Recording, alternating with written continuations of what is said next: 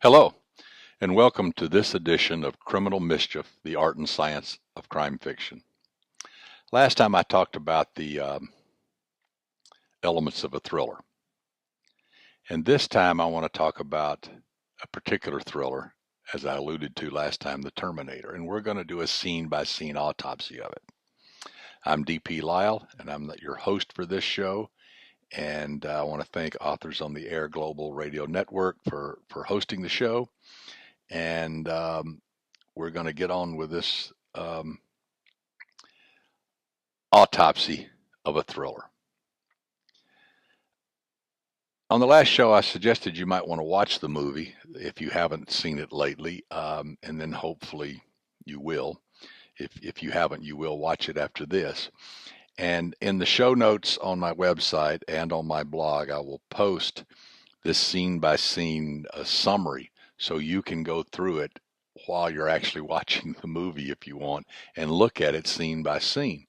And one of the things that you will see, I have a plus, a minus, and a zero. Because you want to ask yourself, particularly in thrillers, with each scene, is this good for the protagonist? Is this bad for the protagonist? Or is this neutral? Well, in 80%, you want it to be bad for the protagonist. It's only at the end does everything turn good. Now they'll have little victories along the way, of course, and so there'll be positive things. But for the most part, you want things not to go well. Now sometimes, even before you meet the protagonist, you know that whoever the protagonist is, this is not good for them. Whatever the scene was, whatever happened, this is not good. So you just got that feeling. So this is The Terminator, which is a movie that was released in 1984, and it really revolves around three characters: the Terminator, the cyborg from the future; Kyle Reese, the soldier from the future; and then, of course, Sarah Connor.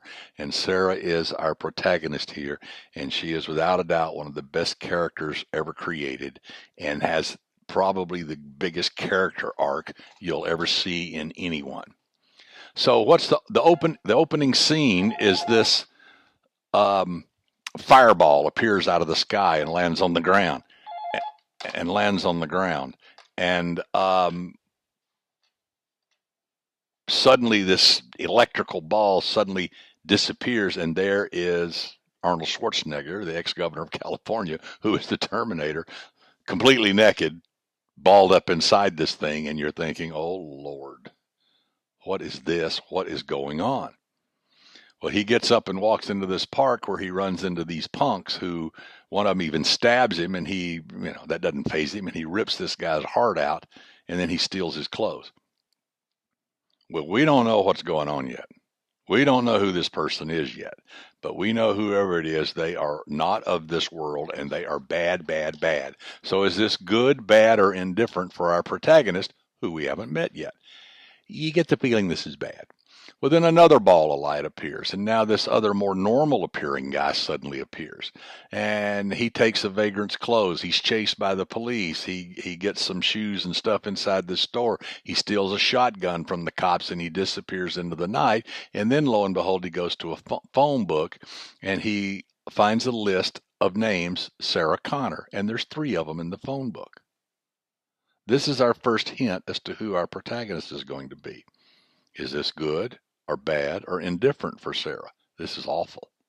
Because now you've got this creature that can rip hearts out of things, and now you got this other guy who has stolen a shotgun and clothing and everything, and we don't know who these 2 people are. We just know that they both came out of a fireball, and it's like, oh Lord, what's going to go on? So now we switch, and we come to a lighter scene. Here is Sarah working at the Burly Burger or whatever it is, and we see that she's not very good at what she does. She's ditzy. She can't keep the order straight. The kid dumps ice cream in her pocket. In other words, she's just goofy. She's pretty. She's nice. Her coworkers seem to like her, but she's just goofy. So is this good or bad or indifferent? Well, I still think this is bad, because what you've got is you've got this guy with a shotgun and this other guy who came from the same place are at least interested in Sarah Connors, and oh, her name's Sarah Connor. Then we move to the Terminator, goes into a gun shop and gets all these guns. I'm going to ask for a plasma rifle. The guy said, just what we got here, buddy. Well, anyway, he takes the gun. I said, you can't load it in here. And he said, wrong. And he kills the guy. So now we've got this guy who ripped the heart out of people, who's a big muscular guy who looks like a machine, has now killed the owner. And the next thing you know, he goes outside in the next scene and he goes to the phone book and he finds 3 Sarah Connors. Is this good or bad or indifferent for Sarah? This is awful, because you got this guy with no brakes who can rip the heart out of people, who will shoot someone in a gun shop, who is now armed to the teeth, and he's looking for Sarah. Then we switch to the next scene. The Terminator goes and kills Sarah Connor number 1. And he just walks to her house. She opens the door. He blows her away. This is not good for our Sarah. This is a negative for her. She doesn't even know it yet. But life is heading toward her. Life is getting ready to crush her. Then Sarah sees a TV broadcast of a Sarah Connor being murdered. And I remember one of her coworkers said, look at there, you're dead, baby, you know. Well, that's odd. And that would raise a certain degree of tension that someone with your name was brutally murdered. But is that the kind of thing of Panicsville? No. But that's not good for Sarah. So that evening, she has a date that stands her up, and she leaves her roommate with her date at home, and she gets on her little scooter and heads out into the night alone. This does not feel right. And they actually make that scene very creepy, because she goes down in the basement of the parking deck, underground parking deck of her apartment complex, and gets on a little scooter, and she stops and looks around like she senses something's not right. Well, we sense something's not right. And so this is not good for Sarah. We know that there's a world out there that's coming after her, and she's starting to sense something. Now the police then learn of the murder of Sarah Connor, of a second Sarah Connor. What is this? Is this good, bad, or indifferent for Sarah? This is awful for Sarah. Because what it means is we know there were only 3 in the phone book. And if 2 of them are now dead and she's alive, guess what? She's number 3. So she is in the crosshairs, and again, she doesn't know it yet. So now Sarah heads out. The next scene, Sarah heads out into the night, and Reese is following her down the street. And he's creepy. He's wearing this raincoat because he's hiding the shotgun, and he looks disheveled. Well, because he came through time and space in this fireball. How would you look?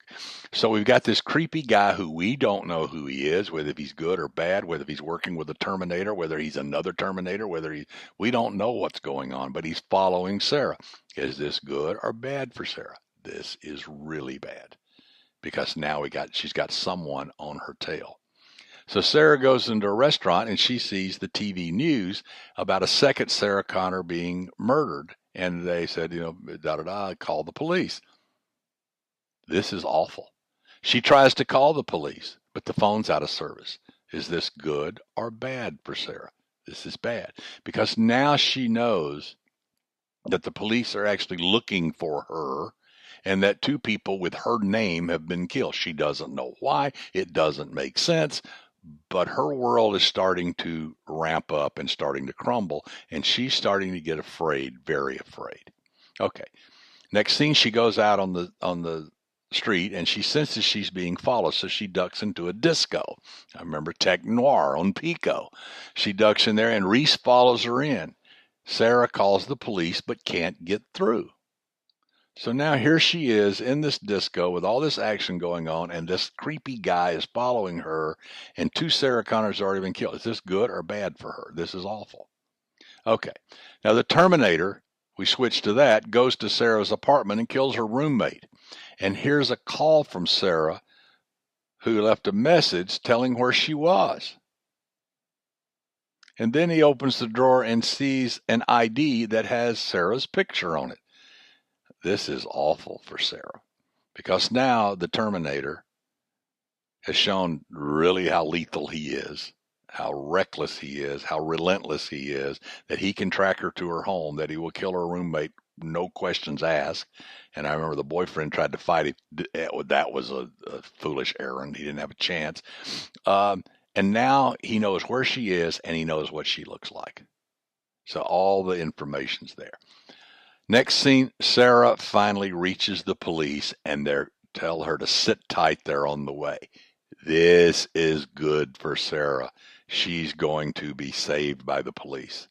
It's the first time that something good has happened for her. Yay, hallelujah. Not so fast. The inciting incident. The Terminator arrives. Reese and the Terminator have a shootout. The Terminator shot multiple times but gets up. He chases them outside when they jump into still a police car. Punches his fist through the window, but Reese gets away. They get away. So now they're on the run. Is this good or bad for Sarah? Well, this is bad. First of all, this thing that got shot all these times and punched his hand is still after her, and she's starting to freak out because who is this person? What is going on? No one can do this? How can this person do this? Okay, so Sarah and Reese escape, but the Terminator steals a police car and is chasing them. Is this good or bad for Sarah? Well, it's good in that she got away from that situation. It's bad that she's now in the car with this creepy guy who she doesn't know. And it's even worse that the Terminator now has a police car. And guess what? He knows how to drive it pretty well. And he's chasing them. So now the next scene, they go into a parking deck and they're going to dump the car they had and steal another one. And now Reese explains to Sarah that he's there to protect her and that she's been targeted for termination and that the Terminator is a cyborg and will not stop until she's dead. And he tells Sarah that in the near future, machines will take over and start a nuclear war and then set out to destroy all humans. And the Terminator has come to kill her because she is going to have a boy named John Connor who down the road is going to be mankind's savior from the machines that will rule the future world. Really? Really? She's going to buy that kind of a preemptive birth control or retroactive birth control, depending on which angle you're looking at it. So is this good or bad for Sarah? This is awful. Because not only is this creature, if he's telling the truth, that is indestructible, is after her, but she is in the car with a crazy man who is obviously psychotic, schizophrenic, and has these awful delusions and hallucinations and whatever, who is talking about this world that could not possibly exist. Sarah is in deep, deep trouble. So then the chase resumes. Reese and Sarah and the Terminator and the police, and they're all chasing each other all over the place. And Sarah and Reese crash the car in the parking deck, and they're arrested by the police, and the Terminator escapes. Is this good or bad for Sarah? This is actually pretty good. Now she's in the police station. The police have arrested her. Or at least detained all of them, has Reese locked up. The Terminator's disappeared, so she's in the police station. How much safer could she be? There's 30 cops in there. So that's good. Okay. But Sarah also learns that her roommate has been killed, and that's bad. That's personal. And it was at her home, and it was this Terminator creature. And things aren't going well. Then we switch and watch the Terminator repair his injured forearm and removes his injured eye. And this is the first time we see that he's actually a machine.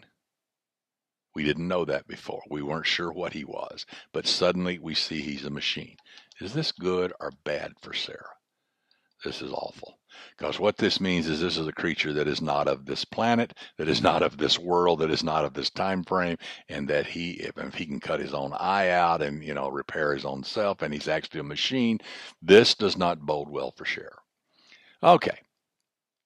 Then they have the psychiatrist come in and explain to Sarah and Reese that this thing to Sarah that Reese is crazy and the Terminator was likely on PCP, and was wearing a flak jacket and yada, yada, yada, yada, yada. And on the surface, this seems good. But what does Reese respond? Reese says, "You're crazy. You don't know what you're talking about. You don't understand who this person is, what this thing is, this cyborg, this Terminator. You don't understand." And in one of the great dramatic scenes in the whole movie, he says he doesn't feel pity. He doesn't feel remorse. This is what he does. This is all he does. And he will not stop until he's dead. Wow. That's a mouthful. Is that good or bad for Sarah? That's awful. Because Reese has laid out what she's up against. And yet she doesn't know whether to believe him or not because the psychiatric explanation fits more perfectly with her world. She's confused and she's terrified, and her roommate is dead, and she's seen this guy shot up, and yet he keeps coming. And what is this and what's going on? And so now we get to the first turning point. Sarah thinks she's safe, but the Terminator in the famous "I'll be back" scene attacks the police station, killing a bunch of the cops. That's really bad for Sarah. Sarah and Reese steal a car and they escape. That's good for Sarah. She got away. The Terminator looks through Sarah's address book and finds her mother's address. Is that good or bad? That's awful for Sarah. So Sarah and Reese head to the mountains and get a room in a motel out of the city. And Sarah calls her mother. Bad idea. And tells her where she is. But we see that she's actually talking to the Terminator, who is mimicking her mother's voice. Is that good or bad for Sarah? That's awful. Because not only has she blown up their escape, her mother is dead. There's no question about it. Sarah doesn't know that yet, but she has actually given him a roadmap to right where they are. So now we switch to Sarah and Reese. Reese has gone shopping and come back, and they start making sticks of nitroglycerin to blow up. And oh yeah, by the way, they make love because, well, John Connor's got to come from somewhere. But the making of the nitroglycerin is now Sarah is beginning to become a little bit proactive. She's becoming a little bit more. There was a scene where she creates a bandage for him before they go to the motel, and he says that's a good field dressing, and she said that's my first. And he said, well, it's very good. So we start seeing Sarah becoming proactive, and this making of the nitroglycerin kind of shows she's developing more skills along this line. That's good, but remember, the Terminator knows she's there. And in the next scene, indeed, he shows up. And Sarah and Reese have to escape in a stolen truck, and the Terminator chases them on a motorcycle. Is this good or bad for Sarah? Well, it's not good because the guy found her. They thought they'd gotten away. They were hoping she was still hoping she could ignore this thing. But now it's on their tail. At least they've got a truck, and he's only got a motorcycle, so that should give them some kind of advantage. Okay, next scene, they start throwing nitro sticks out. And Sarah indeed knocks the Terminator off the bike, and it skids, and it crashes, and they crash their truck. And then the Terminator is absolutely demolished by an 18-wheeler. Is this good or bad for Sarah? Well, this is good. This is real good. She's a little banged up. Reese is injured but not dead. And the Terminator has to be destroyed. No way around it. The Terminator has to be. No thing can survive an 18-wheeler hitting them square in the kisser. Not so fast. What we see then is the Terminator gets up. Now Sarah is a true believer. She knows now that this creature is exactly what Reese said he was, and that she is in deep trouble. The Terminator gets up, takes over the 18-wheeler, and starts chasing them as they run down the road. This is awful. So not only can this creature survive that type of injury, that type of impact, but now he's got a huge truck and they're on foot. So as they chases them down off the freeway and into a neighborhood, into an industrial area, Reese slips a nitro stick into the truck, blowing it up in a huge fireball, and we see the Terminator burning in the fire. Wow. They've solved it. They've killed the Terminator. Sarah is safe. Reese has saved the day. This is wonderful news for Sarah. But there's a second turning point. The Terminator rises up out of the fire. He's no longer a human. He is now reduced to a metallic skeleton, maybe with an injured leg, but still perfectly capable. And it rises up out of the fire. Is this good or bad for Sarah? This is awful. This is absolutely awful because it means there's no way to kill this thing. This thing is exactly what Reese said. It's what he does. It's all he does. He will not stop. And this is all coming to fruition. And now Sarah's world is getting smaller and smaller because now everybody's on foot. They're in this industrial area. They don't know what to do. Reese and Sarah run into this industrial building. And this is another great moment in Sarah's um, development and evolution and character arc. Reese collapses and says, "Go on, you run, leave me." And she grabs him and pulls him up and says, "Get up, soldier." She has gone from a ditzy blonde to a soldier who can do a field dressing to the general. She's in charge. She's telling him what to do. So they've gone into this industrial building, and Reese has turned on all the machines to confuse the Terminator's tracking system, but the Terminator follows them into there. He corners them in the building. Convergence of time and space. Sarah's running out of time. She's running out of space. Doesn't look good. But Reese manages to slip a nitro stick in the Terminator's ribs and blows the Terminator to pieces. He's injured. Sarah's injured. She caught some shrapnel in the leg and had to pull it out. Reese is dead, but the Terminator's blown to bits. Is this good or bad for Sarah? This is very good. It means they destroyed the Terminator and she has survived. Wow, great story. But the upper half of the Terminator springs to life and starts crawling after her like some insane crab. And it's cornered her. Is this good or bad for Sarah? This is awful because she's done everything humanly possible to destroy this thing, and hitting it with a truck and burning it and blowing it half to pieces has not killed it. It just keeps coming. So she ends up cornered. She crawls into this compressor machine, this industrial press. I call a smashy machine, and she crawls in there, and it follows her. This is literally convergence of time and space. She's in an industrial machine that crushes things to flatness, and the Terminator is right behind her. She absolutely has run out of all time and all space. But she manages to get out the other end and close the gate. The Terminator's still trying to reach her. She hits the button and smashes it into oblivion. And therefore, Sarah wins. And that's the climax. And so Sarah has gone from a ditzy blonde to a warrior, to a general, to an absolute combatant.